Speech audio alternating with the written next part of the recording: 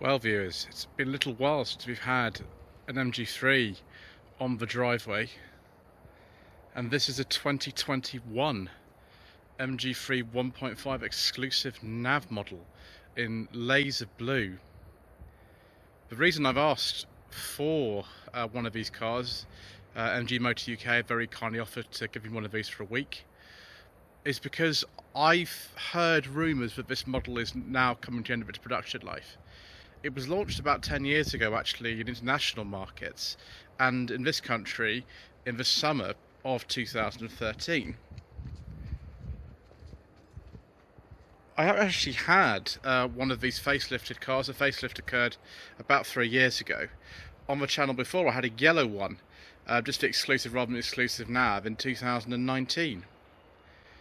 So you might wonder, why on earth are you actually bothering to review this car again?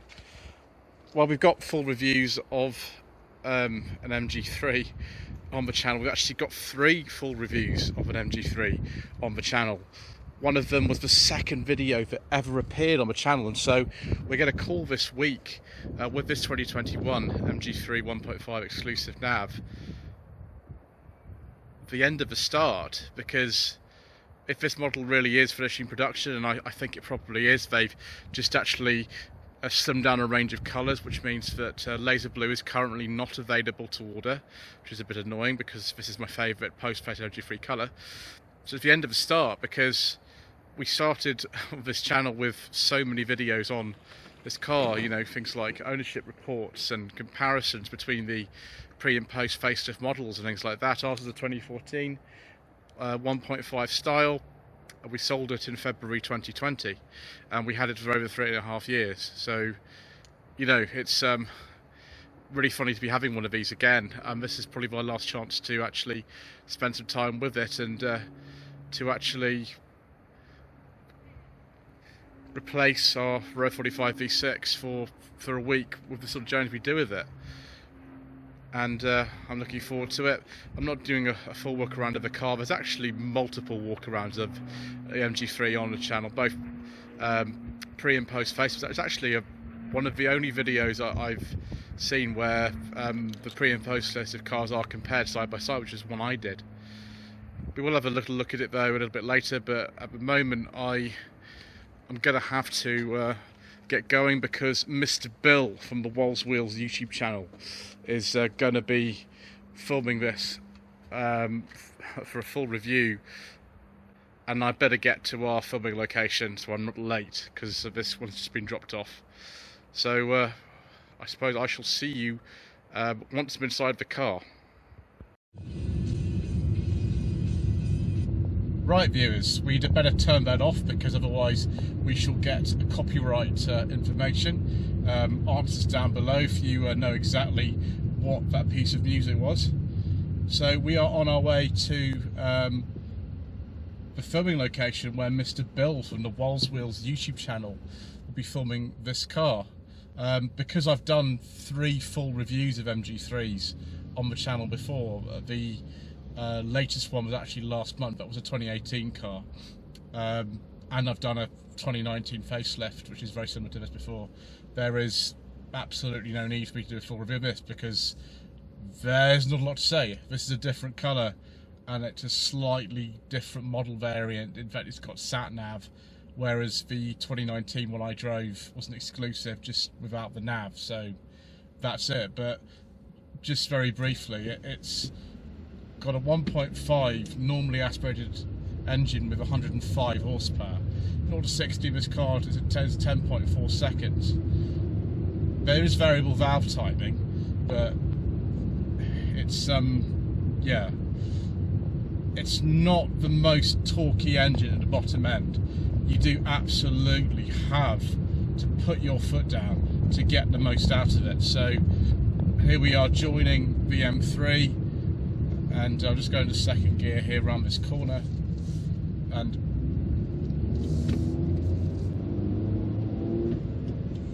one really good thing is the steering. The steering is hydraulically assisted. I think this is maybe the last car on sale in Britain, in terms of a mainstream model anyway, that has hydraulic power steering. But here we are joining the M3, and I'm actually having to put my foot welded flat to the floor, sort of accelerate up to 70 miles an hour, whereas in the old Seat Toledo I had that only produced 5 brake horsepower more than this. You didn't have to do that because I had a turbo. This does not. The only transmission option available in this car is this 5-speed manual. At least in this country. You can get an automatic in other places.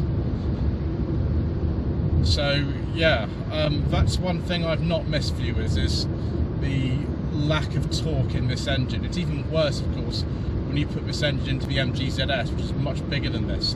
And in the last couple of days I've had a few people say, should I buy a 1.5 petrol ZS? The answer is really no, unless you exclusively drive in town, because the engine doesn't really suit that car. You want to go for a 1 litre turbo. This really should have a 1 litre turbo and a 6-speed manual gearbox, but because we're right at the end of production of this car now, supposedly, that's not going to happen, viewers. What I am noticing though is if I just put my cruise control on, there we go, cruise control on, and we just set that, is how remarkably composed this car is on the motorway. I'm doing just under 70 miles an hour, and it's brilliant. The ride in an MG3 is quite firm, so if the camera is jostling about a bit, I do apologise, but you know, it's really quite nice and comfortable and composed. We're doing some quite long journeys in this car over the next week, and you know, I think we're going to be just fine. I mean, it'll be worth fine, obviously, because I used to own one of these, and one of the things we liked about it was the ability to take these long journeys in its stride, which it did. Currently, the fuel economy is saying, let's just see, 47.6 miles per gallon since the chap from MG left the depot, which was around 83 miles from Eastleigh. So I'm hoping I can achieve that figure, but that's pretty good. On an 83 mile journey is almost 48 miles per gallon, whereas the official figures of this car say something like 39. So that's pretty good. Right, viewers, I think that's enough of me going on. Let's just reach over and stop this, and I will next come to you when Mr. Bill and I have arrived at our filming location. So the bit I forgot to do, viewers, is to call Mr. Quirk from Planet Auto. Hello? Hello, Mr. Quirk. Good afternoon, Joseph. Good afternoon, sir. I'm very well, thank you. I'm just on the M3 in the MG3. That's a bit of a stupid sentence, sir. How are you finding it? Well, I mean, we had one of these cars for over 3 years, so I've been familiar, but at the same time it reminds me actually just how good this is for a small car on the motorway, because the first one you had, which was a very early, what's called a stop-start model, the yellow and black one, that I think every single motoring journalist in the country drove, that particular car, BX65 MHN. You did, was it 700 miles in a week in it or something? We did. We drove down to Goodwood in it, just to see if it was possible to do it, because everyone was like, oh yeah, you have to drive them hard, and otherwise you're not going to get anywhere. So I thought, actually, let's put this to the test, and drove straight from Goodwood all the way back as well. So we did, like I said, around 700 miles, and it was a pleasure. Yeah, I mean, I think this is the last car actually of sale. It's a mainstream one in this country with hydraulic power steering. That's the thing I remember, and certainly I've just so that's what makes it, isn't it? Yeah. The fact that it doesn't have it and it's hydraulic makes it feel so good on the back road. And as you know, if you want to really put your foot down in that, you have to redline it. But the sound of it is so rewarding. I know it's not kind of KV6 levels of aural pleasure, sir. But I mean, it sounds okay. I'm noticing this facelifted Model gear lever actually is a little bit chunkier than the pre-facelift one. And I know that on the car that you drove, you would have had the press car special gear knob, which it's very funny. But the pre-facelift ones, they fitted the press cars with a different gear knob, because the gear knob that they put in most of the cars that people had, like ours, didn't feel particularly good. So I never knew that. yeah, it's really weird. You see it. You can actually see it in one of the videos. It's got a different gear lever in it. Yeah. No, that's news to me. No way. The gearbox on this one's a little bit tight, but then again, it's done 1,600 miles, so that's what you'd expect, really, isn't it? I was going to say that's really good. Yeah, I mean, it's going to feel as smooth as it can, isn't it? I mean, the thing is, even with that form sport, I don't know how many miles it had done, but it still felt tight. It felt very good. And like I said, on a back road, you're hard to beat it, to be honest, if you're willing to drive it hard. I mean, as you know, most of the power's over 5,000. Exactly. That's when the variable valve timing gets in, but we don't really get to that on this channel, sir. That's more me. That's Planet Auto driving, sir, and I'm noticing as well in this car, the seats are a bit more comfortable than the earlier ones, and of course you had a post face, didn't you, in early 2019? I seem to remember. We did, yeah. How far did you go in that one? That's a good question. I can't actually remember. The likelihood is it would have been a fair old road trip, but as you know, we've driven that many MGs. I mean, we've done road trips left, right and centre. We've been up everywhere from the Rhinos to the Hartnott, all the way down to Goodwood twice, and even the time that we drove the ZSEV with you on board. I know. MGs get driven hard. I know. They get driven all over the place on all kinds of roads. That's it. Well, they need that, don't they? People need to see that they are capable vehicles. Say it, know what they're doing. They certainly do, and it's kind of a shame in a way that this little car, I don't think, is long from this world. I mean, there's no official announcement of that or anything, but we just kind of have heard these rumours that it is going to be, and when they've actually dropped this colour laser blue, the one I'm driving, and that is beautiful, by the way. It is, and they're running 0% finance offers, and we've only got 2 trims left. That sort of suggests to me, 7 years warranty as well. 7-year, 80,000 mile warranty, yeah. That suggests to me that I think possibly we are sort of near the end of the car's life, which is a shame, because it's not just that car, is it? The car that we've got in the drive at the moment, the SK8, we've heard like recently that that's the last one as well. I mean, that's the end of an era for Type R. I know. If the rumours are so sad, these cars disappearing. If the rumours are true with the MG3, then this is the last petrol one. But there will be that the replacement's going to be electric. We don't know that. I mean, nobody knows. But it's just a shame as well that this colour is just not going to be available at the moment. I've heard that the red is also being discontinued. It looks quite nice actually as well. So I like the red. Yeah, it's a nice one on a post facelift one. So that's it really. I will let you get back to your afternoon. Here's the question. Now you've driven this again, would you be tempted to get another? Oh, sir. You asked me that at the end of the week, sir. Oh, okay. We'll have another little telephone call at the end of the week, and then we can summarise everything, can't we? Yes, we can. Okay, sir. Bye then. Have a safe journey. Bye bye. Bye. There you are, viewers. The views of Mr. Ben Quirk from Planet Auto. Again, a big fan of these cars, and looks like I'm almost about to arrive at our filming location, so I will stop the video again. So we've just concluded our filming with this car. Here is Mr. Bill from Walls Wheels Panda 100 horsepower, which you would have seen on my channel last year. How did you enjoy your MG3 experience, Mr. Bill? It was very fun. It's a good little car. It's got a nice direct steering. You do have to run it out quite a lot just to get the most out of it, but overall I rate it. It's a really good little car. Excellent. And of course we've got Genevieve here, who has been doing some videography for you this time, sir. Yes, I've finally got a camera person for me. You have indeed. Right, well, it's looking very nice. I've not got it too dirty so far today, so I suppose we're almost about to wrap up, and it's been enjoyable, sir. Yes, it's been good fun. As I say, I've enjoyed my time with it immensely today. Excellent.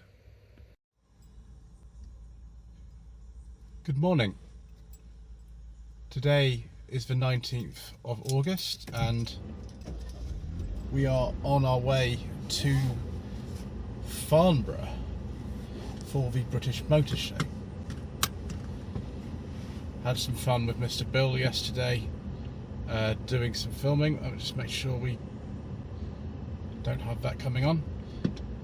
One of the things that I've noticed about driving MG3s over the course of the last 4 years is that every time you turn the car on, and this is the case whether you've got a pre or post facelift one, the radio turns on at medium volume regardless of what it was set at last time. And I'm not the first one to say that it can get a little bit annoying. I got so used to reaching for the mute button in the one that we had that you know, it became sort of a habit. I'm actually using a different camera today. I actually bought a new one to supplement my existing one, so if this footage is better or worse then you'll know why. So yes, we will get off to Farnborough. Ooh, an Audi Coupe just passed me from 1987, that's interesting. Isle of Wight registration. Get off now to Farnborough after you can see the incredibly bumpy road that goes into the Sainsbury's that is to the south of Winchester, and we might do a walk around of this car at some stage. I'm aware we haven't actually done that yet in this video, but for now I'm going to enjoy the composed road manners of this car on the motorway. Right viewers, I promised you to have a little walk around. This is the sort of park and ride car park British Motor Show. As you could see, a little preview of content that is coming on the channel at some point. When we reach 4,000 subscribers we might put that out. But this is the Exclusive Nav model. It's only done 1,700 miles, this particular car, so there's not really any marks on it or anything. It just looked quite nice in this sort of laser blue paintwork. It's a bit of a larger car than the old Metro is. I mean, it's that's quite a a small car in comparison. But the thing I'll show you first of all, having taken in these, I think these are 16-inch alloy wheels. Yes, they are. They are the only alloy wheels currently available on an MG3. Is the boot. So it goes off in some nice raspy A series noises. There we go. Bit of a bigger boot than on the Metro. 285 litres. On a pre-facelift car, the catch is a bit further down, a bit further up the boot. So we've got some stuff in here. If I take that out, you can actually put a spare wheel from Rover 25 in here if you want to, and you can actually use this as a two-piece boot floor. Standard in this car, it comes with the tyre inflation kit, which I'm not particularly a fan of, but you can actually get a spare wheel from a dealer as well if that's what you want to do. The lip's a little bit high, but that's the same on a lot of cars of this type, and this seats do split 60-40. I think we got an armchair in ours actually when we used to own it. There's a little handle there for pulling the boot down. It's not the heaviest boot in the world.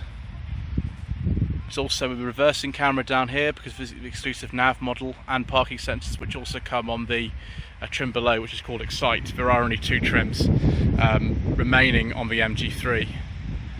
Getting into the back is really easy. This is my driving position. I'm 5'11". So it's not like the most room in the back, but it's actually somewhat better than a Rover 75 because there's a lot more headroom in a Rover 75, which is bizarre. We've got a little cup holder there, Isofix on these seats of course, which are part leather or Artico leather, however you want to say it. But one thing I don't like about these facelifted MG3s is the lack of any fabric on the door cards whatsoever, and also the fact they've deleted the door pockets. There's no door pockets in the rear at all. I mean, the door pulls are a lot nicer, and you know, that's a nice effect, but yeah. We do have dual matte pockets though, which isn't something you can take for granted actually in a lot of smaller cars, particularly ones costing, you know, as little as this does. Let's have a look in the front as well, shall we?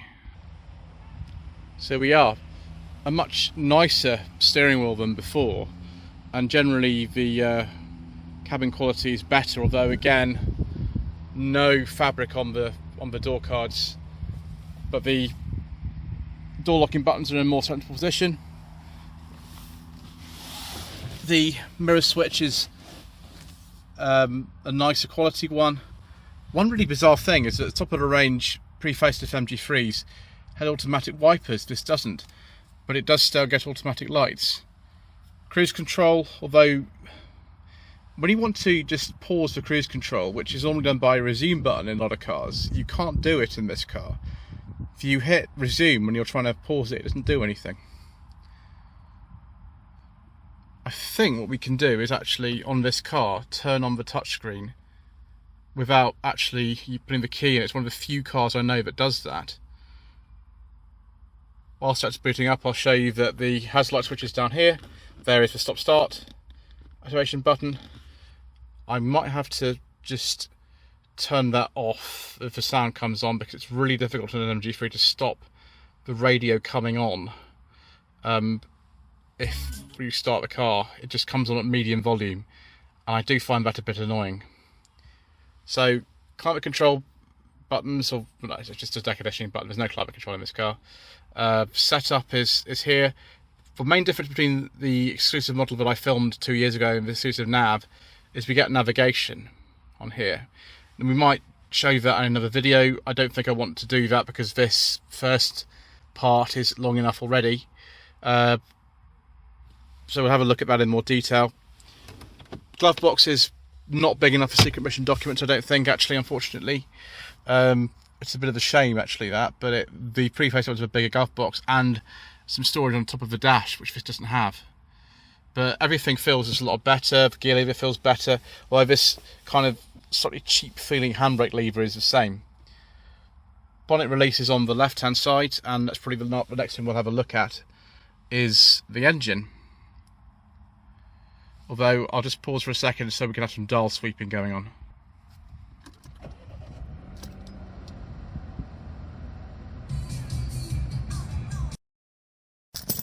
Do you know what, viewers? That was really annoying. Not only did we not get a dial sweep on this car, which I'm sure my one used to do, we also got sort of all the warning lights coming on, and we had the radio just kick in as well. That was annoying. Anyway, let's now open the bonnet and take a look at the engine. So here is the 1.5 4-cylinder DVVT engine, also known as a VTI Tech engine, actually, on earlier MG3s, developing 105 brake horsepower.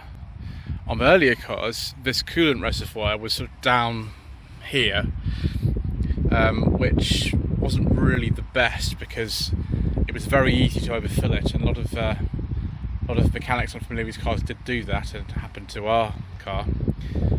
The other thing is the oil for the cap was the same as on a Rover 45. That's been replaced with an easier one because those were a pain to get off. I remember my father-in-law once having to use mole grips to get ours off. Power steering reservoir, because this car's still got hydraulic power steering. Chain driven engine, no cam belt. And actually these post facelift MG3s are known to be quite reliable, to be honest. Excellent. So that's it for part one of the end of the start, a week with a 2021 MG3 1.5 exclusive nav. We'll get to some more adventures in this car, I'm sure, over the next few days. Please don't forget to subscribe to the channel, don't forget to like this video and to leave a comment below. It all very much helps out. and social media links are down below, and I'll see you again soon for part 2.